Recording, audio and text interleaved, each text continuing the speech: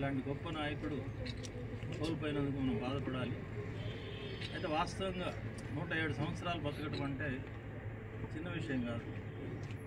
ఇంకెంతకాలం బతికినా సరే మనం చనిపోయినప్పుడు బాధపడతాం, కంట నీరు పెడతాం. కానీ మనం కంట నీరు పెట్టాల్సిన అవసరం లేదు.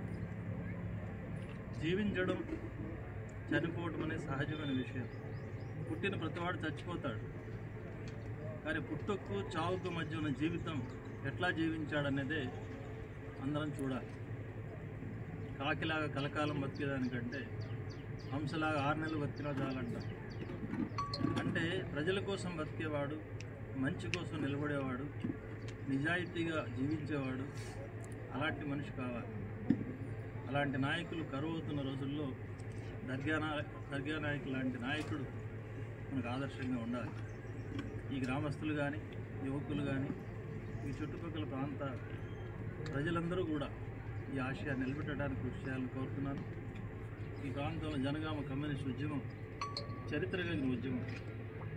ఆ తర్వాత అనేక మంది వీరులు ఆ జెండాను మోస్తూ ముందుకు నడిచారు, ప్రాణాలు అర్పించారు.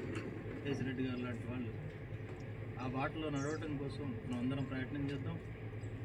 ఈనాడున్న ప్రభుత్వాలు, కేంద్రంలో ఉన్న బీజేపీ కానీ, రాష్ట్రంలో ఉన్న కాంగ్రెస్ కానీ ప్రజలకు ఇచ్చిన వాగ్దానాలు నెరవేర్చడం లేదు.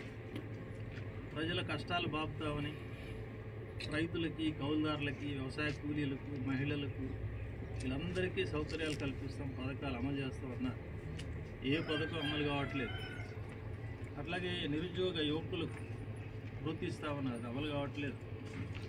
అట్లాగే మోడీ గారు ఇంకా చాలా పెద్ద మాటలు చెప్పాడు. 2 కోట్ల ఉద్యోగాలు ప్రతి సంవత్సరం ఇస్తా అన్నాడు, ఇవ్వట్లేదు. కాబట్టి పరిపాలకులు, అది ఏ పార్టీ అయినా సరే, బూర్జువా పార్టీల్లో బీజేపీ కావచ్చు, కాంగ్రెస్ కావచ్చు, ఇంకొక పార్టీ కావచ్చు, ఈ పార్టీలన్నీ పేదలకు అనుకూలంగా మాట్లాడుతున్నాయి, తీయటి మాటలు చెప్తున్నాయి, ఓట్లు పొందుతున్నాయి. అధికారంలోకి వచ్చిన తర్వాత అన్నీ మర్చిపోతున్నాయి. కాబట్టి తీయటి మాటలు వెనుకున్నటువంటి దుర్మార్గాల్ని ప్రజలు అర్థం చేసుకోవాలి. వాస్తవంగా ప్రజల్ని నిజాయితీగా ముందుకు తీసుకెళ్లిన శక్తి పోరాటాలకే ఉంది. ఆ పోరాటాలకు నాయకత్వం వహించే ఎర్ర జెండాకే ఉంది. భవిష్యత్తులో అట్లాంటి ఉద్యమాలను ముందుకు తీసుకుపోవడానికి మీరందరూ సహకరించాలని, దర్గా నాయక్ బాటలో మనం అంతా ముందుకు సాగాలని కోరుకుంటున్నాం.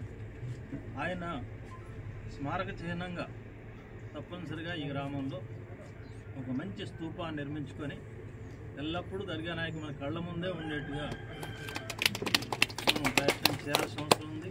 తప్పకుండా అట్లాంటి కార్యక్రమం నిర్వహిద్దాం. ఒక మంచి సభ కూడా నిర్వహించుకుందామని మీ అందరికీ తెలియజేస్తూ సెలవు.